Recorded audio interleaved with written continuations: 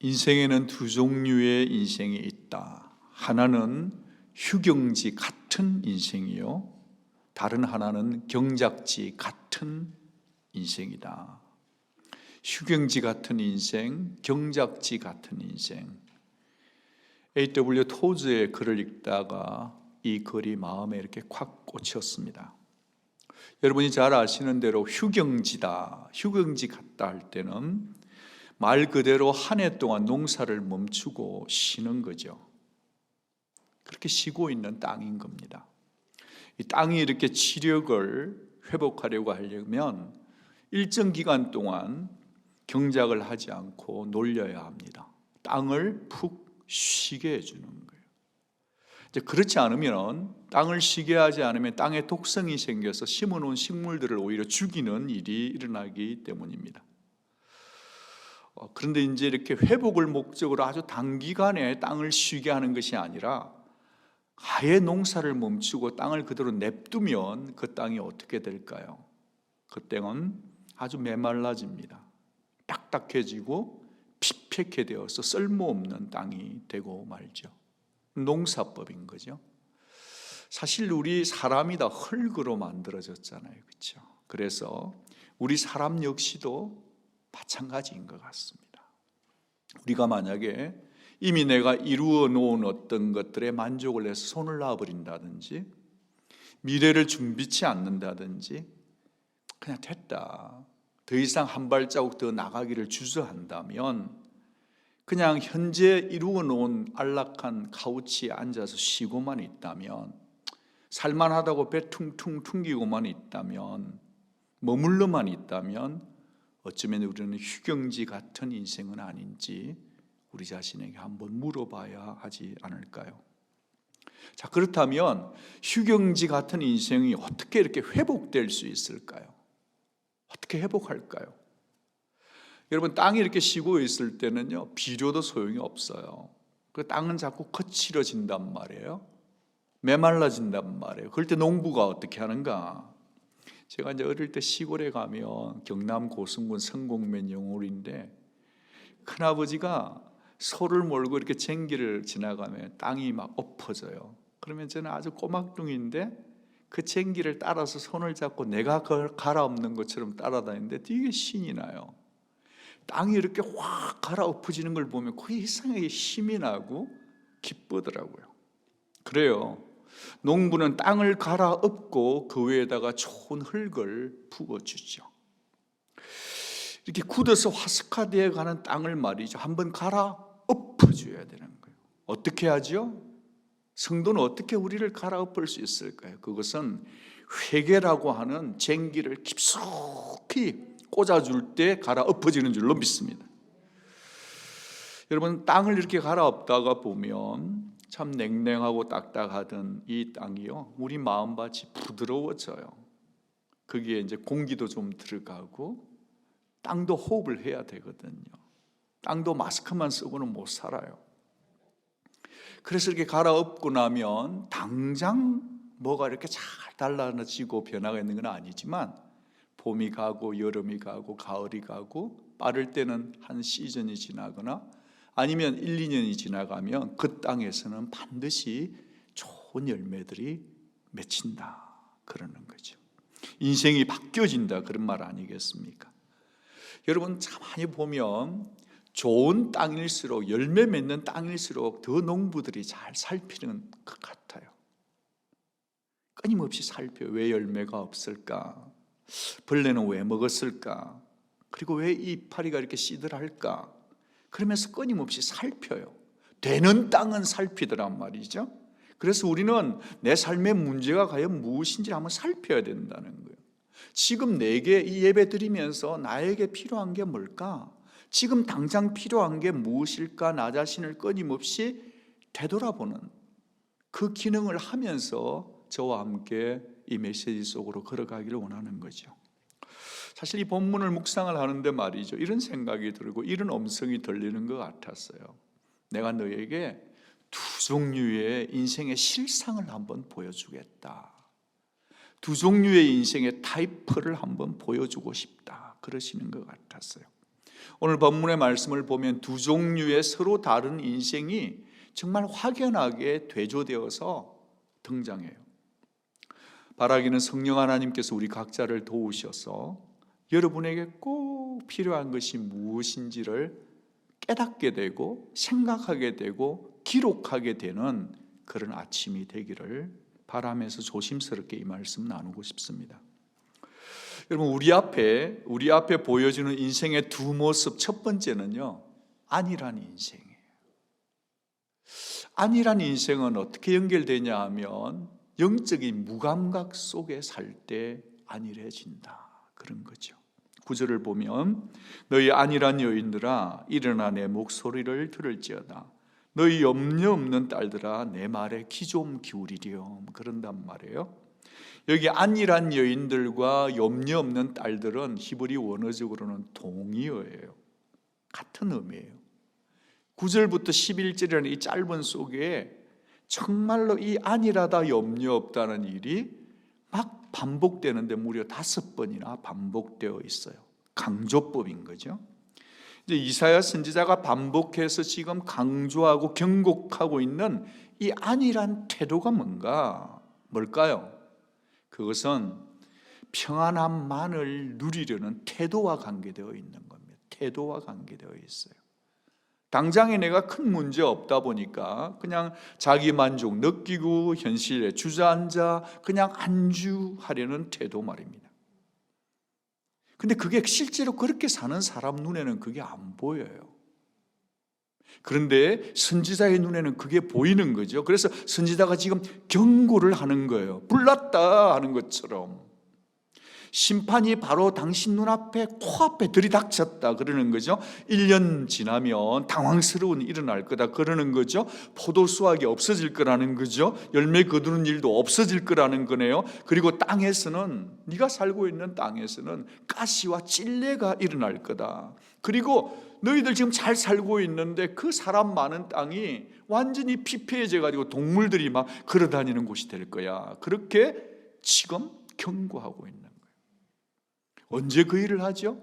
지금 막 수확기에 그루어져 가지고 너무 기쁘고 막 즐거워하고 웃음꽃이 피고 있는 여인들에게 이 저주의 경고를 주었다는 사실을 놓치지 않기를 바라요.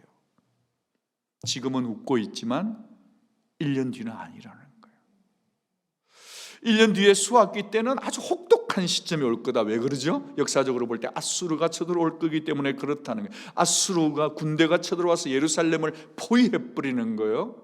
그리고 여러분, 포도즙을 짤 때 접틀에 들어가서 익혀야만이 거기에 포도가 생기잖아요. 그런 것처럼 아수르 군인들의 그 잘 달리는 말발굽이 이스라엘 민족을 짓밟아버려서 여기저기서 피 흘리는 유진이 있을 거다, 그렇게 얘기하는 거예요. 그래서 너희의 지금 풍성한 밭도 문제가 있을 거고 아름다운 집도 윤기나는 가구들도 다 처참하게 약탈당할 거라고 지금 약탈을 경고하고 있는 겁니다. 네가 지금 밭대기 땅대기 좀 가지고 있고 뭐 여러 가지 재산 목록이 있는지 모르게 그게 다 깡통 계좌 될 거라고 얘기하는 겁니다. 앞을 내다본 선지자는 지금 앞을 내다보지 못하는 그들을 향해서 정말 안타까운 심령으로 깨우쳐주고 있는 거죠. 왜냐? 이 여인들이 한치 앞을 내다보질 못하고 있기 때문에 그래요.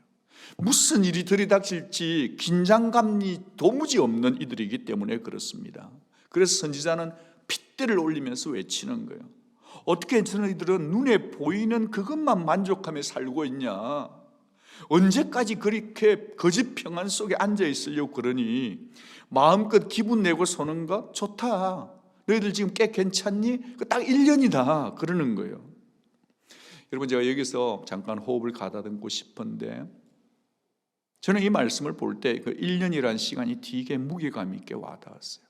이게 물리적인 시간 1년, 12달을 얘기할 수도 있겠지만, 여러분 중에 어떤 이에게는 그 1년이 3개월 뒤에 들이닥칠 수도 있고요, 6개월 뒤에 들이닥칠 수도 있고요, 아니면 2년 안에 들이닥칠 수도 있고요, 아니면 어쩌면 오늘 당장 들이닥칠 수도 있다는 거예요. 이 시간적인, 성령께서 저와 여러분을 향해서 이 시간 1년을 주셨지만 저는 1년이라고 얘기하지만 들리는 자의 소리에서의 그 시간은 여러분에게 적용된 시간인 줄 그렇게 이해해 주시기를 바라는 거예요.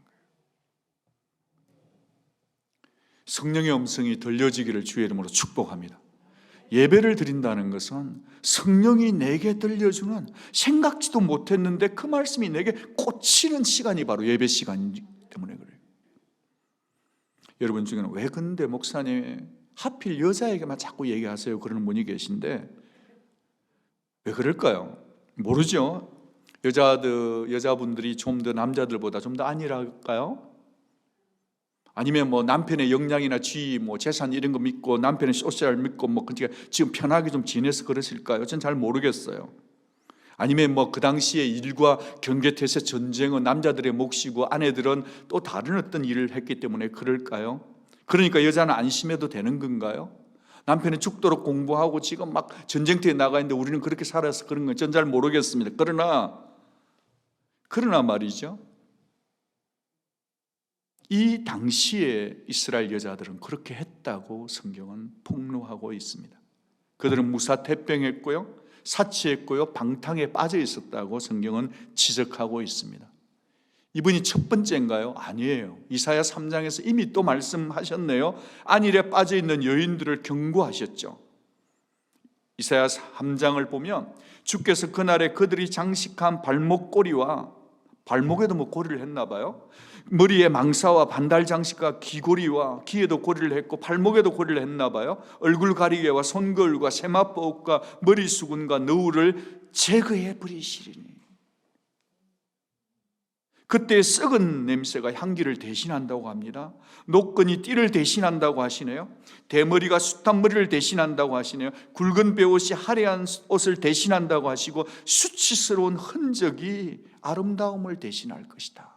주님이 이미 경고하셨다는 것입니다. 여기서 우리가 정직하다면 다가올 환난과 심판에 대비치 못한 모습은 결코 그 예루살렘의 여인들만의 몫이 아니었다는 것이에요. 부패한 이스라엘 전체의 통체적인 부패를 얘기하는 것이고, 오늘 우리에게 적용한다면 세속주의, 물질 만능주의, 세상이 이렇게 어려워도 먹을 것 다 먹고 살 것 다 살고 즐길 것 다 살고 우리의 삶 속에서 너무나 어떤 정말 지금이 교회가 구제하고 착한 일을 할 텐데 우리가 우리의 살기에 급급해서 물질주의, 안일주의, 향락주의, 또 어떤 뭐 우리의 쇼핑이 계속된다든지 그런 모습에 들어있는 우리의 자아상 아닐까라고도 생각되는 거죠. 여러분, 문자적으로 그냥 여인들에게만 한정해서 생각을 좀 해보고 싶어요. 만약에 여자분들이 먼저 영적으로 깨어났다면 어떻게 되었을까요? 만약에 여기 있는 여자분들이 정말 정신을 차렸다면 상황은 달라지지 않았을까요? 여러분, 사실은 여성의 힘이란 건 엄청난 것 같아요. 남편에게 향해서도 마찬가지고 자녀들에게 향해서도 마찬가지고 심지어 손자, 손녀들에게도 할머니의 역할은 대단한 것 같아요.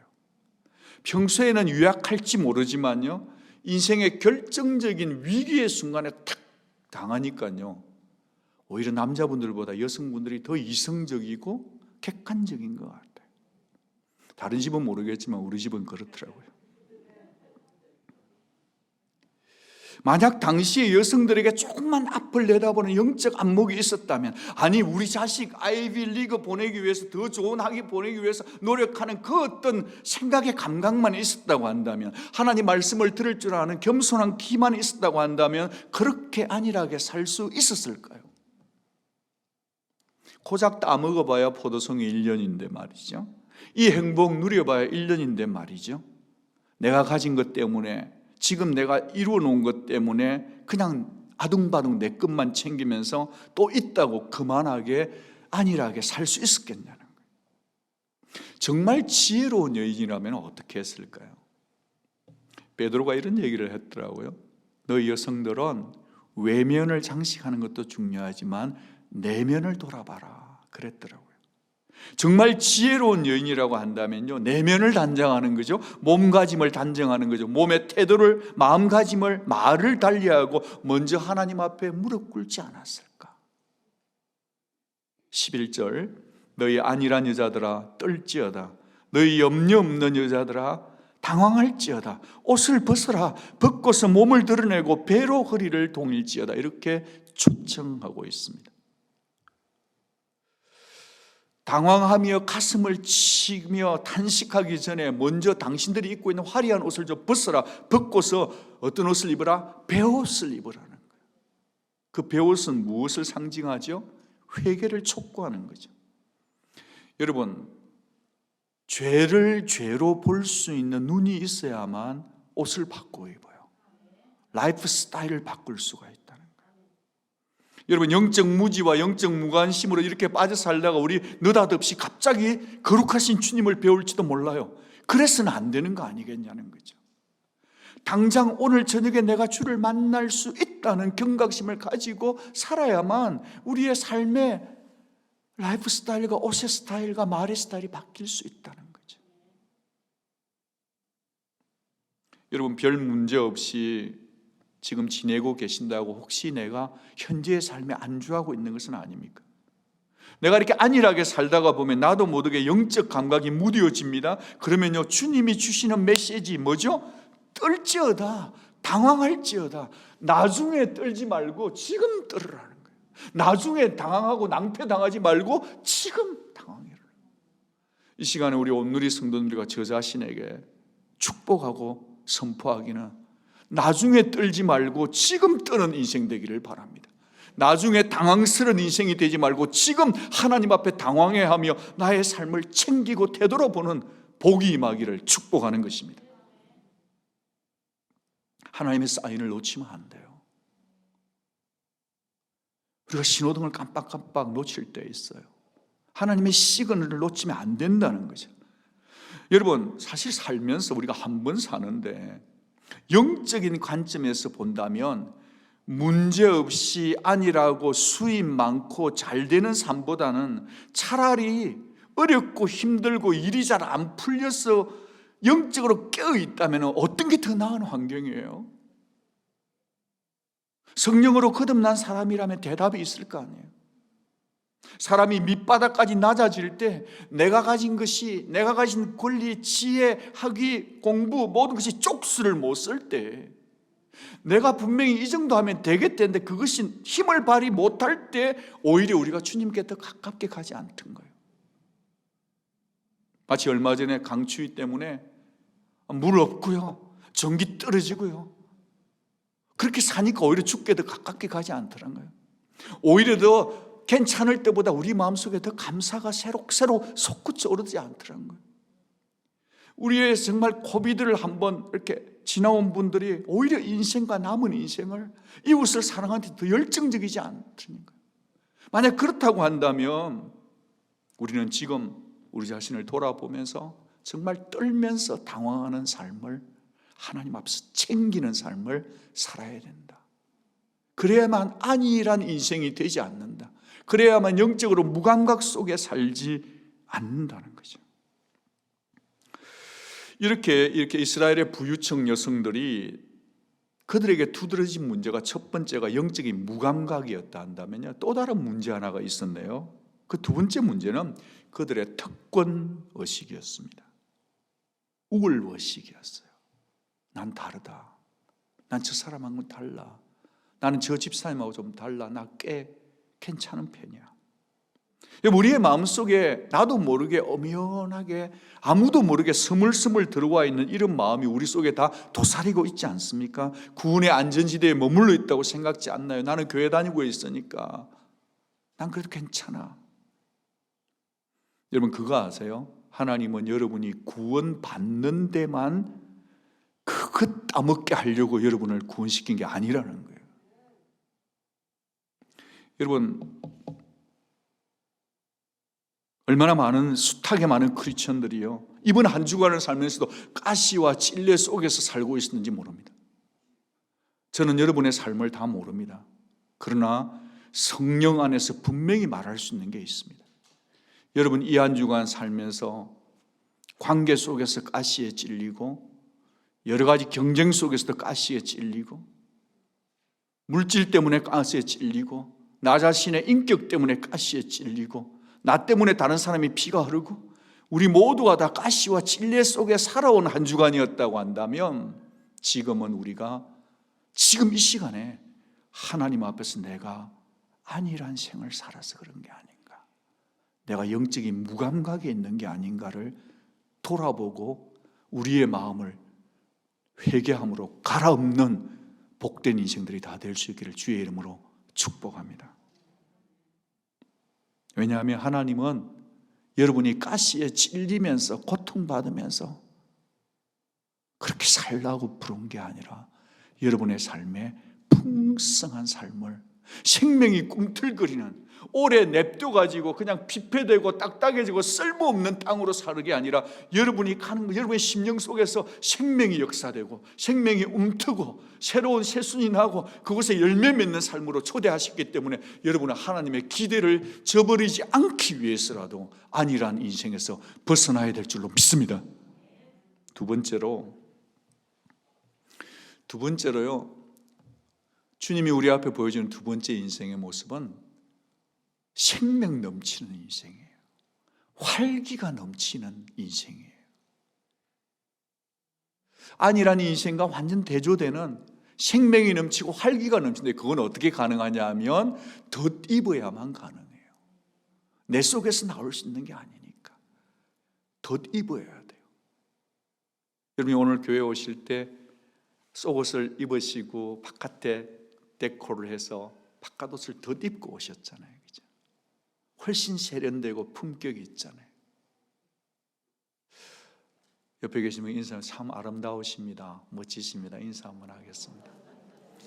저는 우리 온누리 성도님들 옷 입은 거나 이렇게 딱 말씀하는 거 되게 깔끔하고 멋있어요. 왜 그러죠? 덧입고 나오니까. 근데 성도는 뭘 덧입어야 되냐 하면 성령의 능력을 덧입어야 돼요. 여러분 사모하십시오. 성령을 덧입는 것보다 더 좋은 옷은 없어요. 15절, 마침내 위에서부터 영을 우리에게 부어주시리니 광야가 아름다운 밭이 되며 아름다운 밭이 숲으로 여김을 받으리라.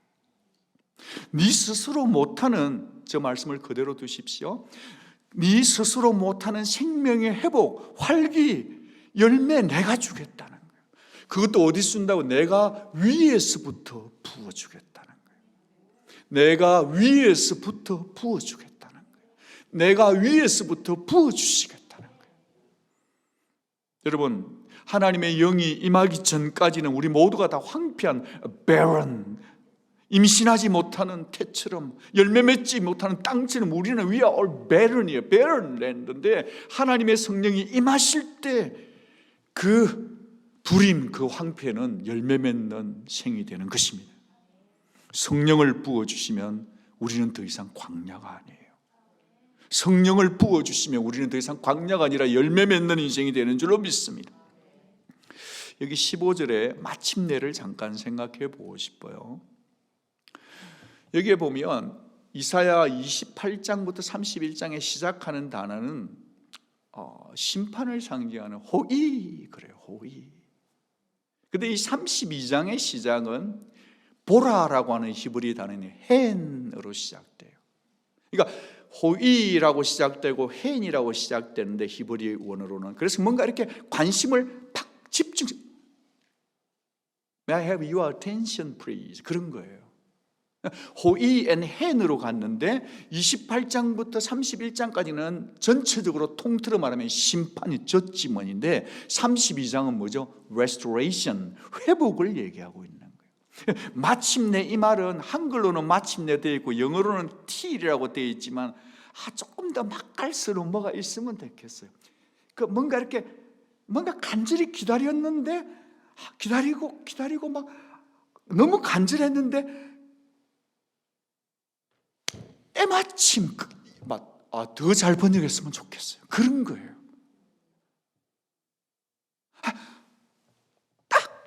딱 때마침 이 말이라. 기다림이 굉장히 길었던 마침내예요. 그리고 이 말씀에서 가장 중요한 단어는 여러분 언더라인 해주시면 좋겠는데요. 마침내 위에서부터 영을 우리에게 Till the Spirit is poured on us라는 거기에 언더라인이 필요하다고 봐요.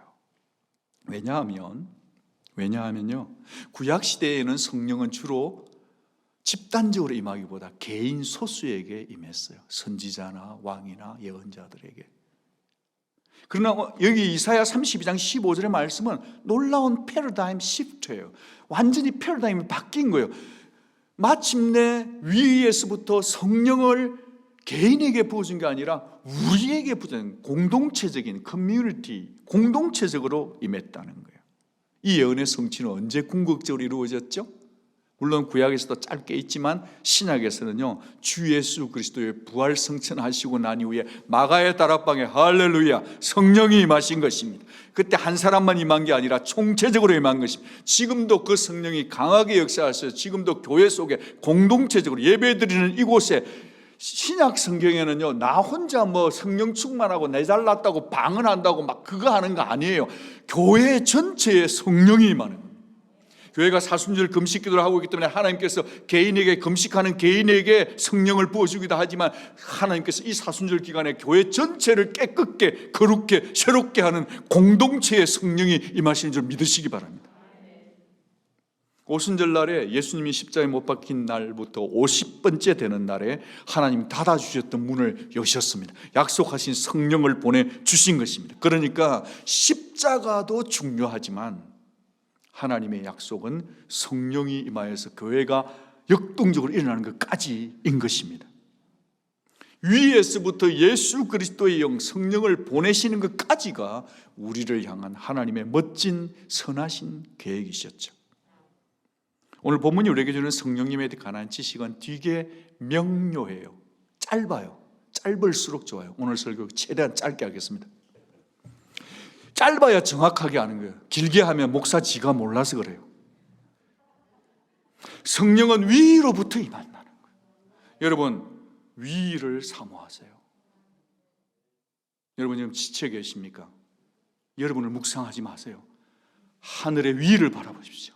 여러분이 공부가 잔뜩 밀려 있습니까? 하늘의 지혜의 원천이신 하나님을 바라보시기 바랍니다. 여러분 요즘 돈이 좀 필요하십니까? 예, 하늘을 바라보시기 바랍니다. 하나님의 성령은요, 하나님의 은혜는 항상 위로부터 임하시는 것입니다. 그리고 이 성령님은 황폐한 곳에 생명을 부어주시는 능력의 주체신 것입니다. 성령의 능력 없이는 원수 못 이겨요. 여러분, 성령 없이는 죄 못 이겨요. 우리 속에 익숙한 이 안일함, 성령 없이는 게을러 자빠져요. 여러분, 지금은 성령 충만할 때예요. 성령 충만하지 않으면 이 코비드 중간에 우리는 얼마나 게을러도 다 익스큐즈야. No way! 성령이 임해야만 게으름을 이길 수 있다는 거예요. 세상에 찌든 욕심 무엇으로 이겨요? 성령 아니면 안 됩니다. 세상을 살아간 탐욕 무엇으로 이길까요? 성령의 능력으로 되는 것입니다. 누군가 말하기를 성령의 존재를 의식만 해도 우리의 문제 90%는 해결된대요.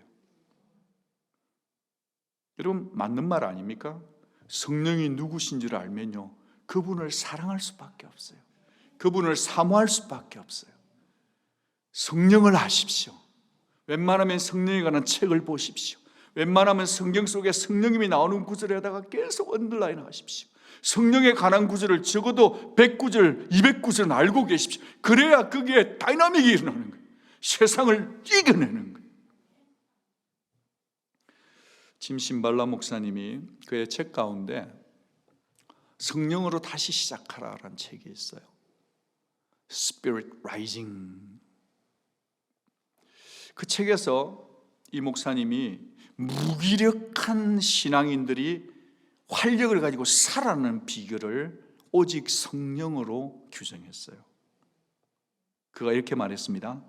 내가 장담하건대 성령을 만나면 건조하고 기계적인 신앙생활은 마침표를 찍는다. 성령의 능력에 놀라고 하나님의 선하심에 기뻐하는 생이 시작되기 때문이다. 성령으로 다시 시작하라. 제가 좀 이런 얘기를 해서 원고에 없는 얘기인데요, 아침에 어느 분이 제 사무실에 들어오셨어요. 예배 드리기 직전인데 어느 연세가 있는 여자분이신데요, 목사님 없는 줄 알았더만 계시네 그러면서 선물을 주고 싶대요. 그러면서 사과를 한 박스를 샀는데 목사님 생각이 나서 3개를 가져왔대요.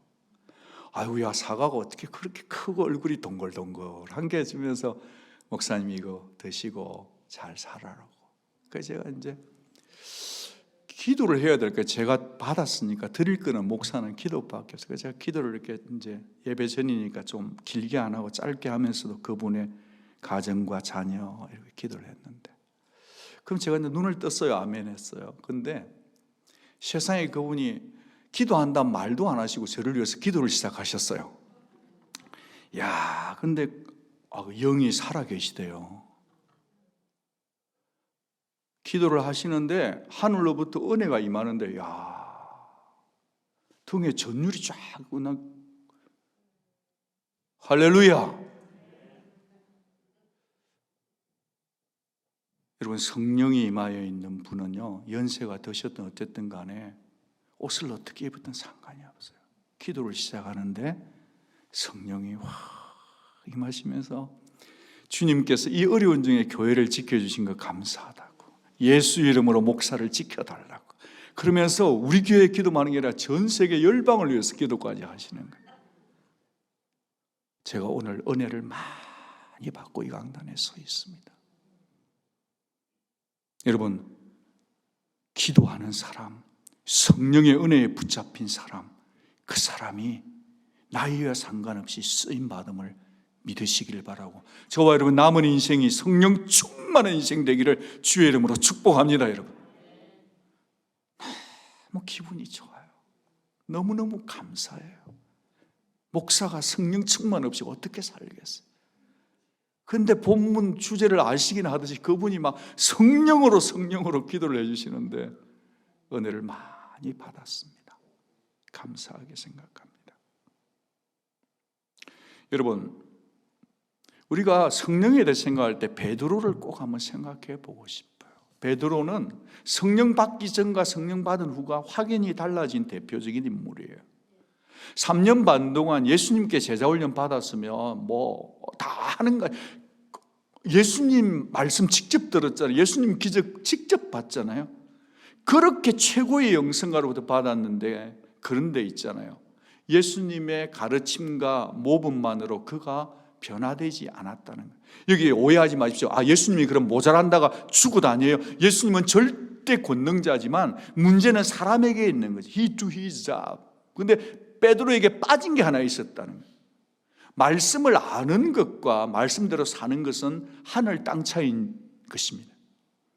이게 얼마나 말씀대로 아는가하고 배운 대로 사는 게 다른가, 별개의 문제가 어디죠? 예수님을 팔아버리고 도망쳐 버리잖아요, 비겁하게. 그러나 성령이 임하고 나니까요, 종교재판 앞에 가서도 나 죽어도 좋으니까 예수는 주요 그리스도라 외쳤잖아요. 무엇이죠? 성령이 임해야 되는 거예요. 이 시간에 우리 온누리 교회, 코비드 중에 있는 온누리 성도와 전 세계에 있는 성도님들까지 어떤 어려움 중에 있더라도 성령 충만하십시오. 여러분, 성령이 임할 때 우리는 모든 것을 이길 수 있는 줄로 믿습니다. 성령이 임하면 베드로는 내면이 바뀐 거예요. 더 이상 혼란 없어요. 패배감에 빠지지, 허탈감에 묶이지도 않았습니다. 여러분, 우리의 모든 것을 바꾸는 궁극적인 키는 뭐냐? 성령이 임하셔야 돼요. 성령 충만하시기 바랍니다. 성령께 붙들리시기를 바랍니다. 여러분, 하나님이 저와 여러분을 구원해 주셨기 때문에 여러분은 다, 여러분의 몸이 하나님의 뭐죠? 성전이에요. 옆에 분에게 인사하겠습니다. 성전 참 아름다우시군요. 인사 한번 할까요? 예, 뒤에 분하고도 한번 하겠습니다. 당신 참 아름다우십니다.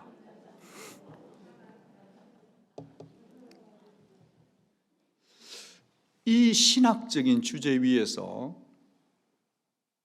저와 여러분 모두가 하나님의 성전인데, 그 성전이라는 사실만 알고 있으라고 하나님이 저와 여러분을 구원시켜 주신 게 아니에요. 하나님이 우리를 성전 삼으신 것은 저와 여러분의 삶 속에서 성령의 충만한 권능이 나타나야 되는 것입니다.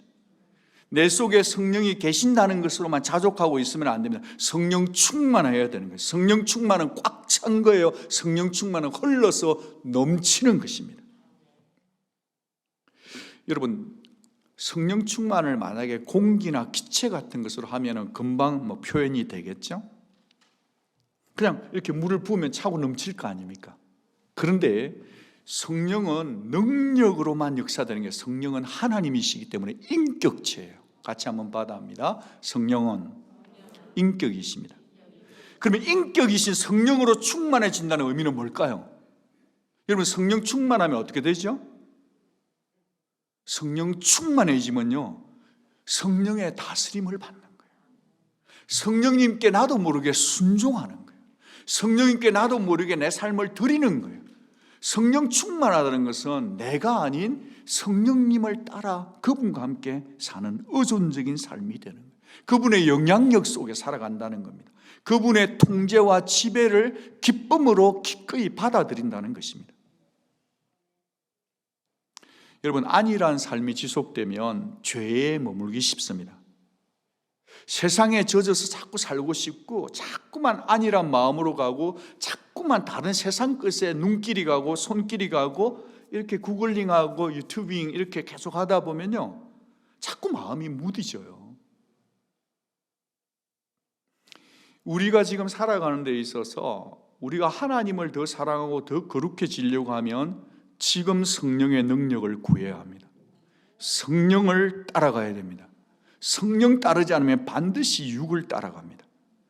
여러분, 육을 따라가면 내 피폐한 삶이 돼요. 내 무기력한 삶이 돼요. 내 평안도 없는 삶이 되지만, 성령이 임하면 이 모든 것을 종식시키고 끝냅니다. 여러분, 성령 충만을 사모하면서 4가지 단어를 드리겠습니다. 성령 충만하시려면 첫 번째, 하나님께 드리시기 바랍니다. 여러분의 생각을 드리십시오. 여러분의 몸을 드리시기를 부탁을 드립니다. 한꺼번에 다 드리려고 하지 마십시오. 그러면 실패합니다. 한 번에 하나씩 하나님께 드리시기 바랍니다. 성령 하나님께. 첫 번째는 드림이고, 두 번째는 구하셔야 돼요. 성령 충만을 구해야 합니다. 하나님은 다 주시는데요, 성령 충만은 구하라고 하셨어요. 이 세상에 가장 좋은 것은, 좋은 것 중에 좋은 것은 뭘까요? 성령님이세요. 성령님은 구하고 사모해야 합니다. 세 번째, 드리고 구하였다면 성령님께 순종하시기 바라요. 그것이 경고든 책망이든 내가 손해볼 일이든 간에 성령께서 말씀하시면 순종하시기 바랍니다. 순종하는 데까지 성령이 따라가 주세요. 불순종하면 성령의 역사가 멈춰요. 마지막 4번째는 성령 하나님을 전적으로 신뢰하시기 바랍니다. 예수를 믿듯 성령을 믿으십시오. 여러분의 삶의 구석구석에 성령으로 충만하십시오. 여러분의 삶의 모든 조각조각마다 성령으로 충만하십시오. 성령으로 충만해진 결과가 16절 17절에 있습니다. 같이 읽죠. 그때의 정의가 광야에 가며 공의가 아름다운 밭에 가리니 공의의 열매는 화평이요 공의의 결과는 영원한 평안과 안전이라. 아멘. 여러분, 여기에서 말씀 한번 같이 한번 크라샹 빵을 껍질을 벗겨 먹듯이 한번 더 같이 읽어볼게요. 성령이 충만하면 정의가 임합니다. 성령이 충만해지면 그 땅에 공의가 이루어져요. 공의의 열매는 화평입니다. 여러분 가운데 이번 주간에 계속 가시와 찔레 때문에 관계가 힘든 분이 있으면 성령 충만하십시오. 성령의 열매는 화평이에요. 그분이 화평이기 때문에 그래요. 그분은 위로세요. 그리고 성령이 임하고 공의가 임하게 되면 거기에는 2가지가 와요. 하나는 평안해요. 그 평안이 영원한 평안이에요. 또 하나는 안전해요. 여러분, 코비드 시대를 살아가는 성도에게 가장 필요한 2가지가 뭔가? 저는 평안과 안전이라고 믿습니다. 어디서 오지요? 성령으로부터 오는 것입니다. 여러분, 여기서 우리가 생각을 정리를 좀 할게요. 여러분, 지금 이사야 선지자는요, 징계를 얘기하면서, 회복을 얘기하면서, 지금까지는 징계와 심판을 얘기하지 회복을 얘기하는, 그러면서 회복의 소망의 메시지를 주셨단 말이에요. 그 이사야예요. 그런데 호세아는요, 회개의 기회를 끝까지 주시는 자비의 하나님을 전해요. 지금 이사야는 심판 끝에 회복을 얘기하고, 호세아는요, 회개할 기회를 끝까지 주시는 자비의 하나님을 우리에게 소개해 준단 말이에요. 우리 같이 한번 읽습니다. 호세아 10장 12절 시작. 너희가 자기를 위하여 공의를 심고 인애를 거두라. 너희 묵은 땅을 기경하라. 지금이 곧 여호와를 찾을 때니 마침내 여호와께서 오사 공의를 빛처럼 너희에게 내리시리라. 아멘. 여러분, 더 이상 열매 없는 삶에 머물지 마십시오. 베옷을 입듯 애통하십시오. 간절히 하나님을 찾읍시다. 여러분, 우리가 끊임없이 우리 자신을 좀 갈아엎는 경작지 같은 인생이 되기를 바라요. 끊임없이 내 영혼을 갈아엎고 내 습관도 좀 갈아엎어야 돼요. 말하는 습관도 갈아엎어야 돼요. 내가 왜 이 말을 할 때마다 저 사람이 상처를 받을까 생각해야 돼요. 나의 습관을 갈아엎어야 돼요. 나의 계획마저도 갈아엎어야 돼요. 성령의 감동에 민감하면 이 일이 이루어질 줄 믿습니다. 성령의 능력에 붙들리는 인생 되기를 바랍니다. 여러분만 그렇게 되지 마시고 여러분의 자녀들, 여러분 가족, 여러분 다락방 식구들 모두를 20절 말씀으로 다 인도해 가기를 바라네요. 사모하는 마음 가지고 20절 같이 읽을까요? 시작. 모든 물가에 씨를 뿌리고 소와 나귀를 그리로 모는 너희는 복이 있느니라. 성령 충만한 사람이 다른 사람을 인도해 갈 수 있는 것입니다.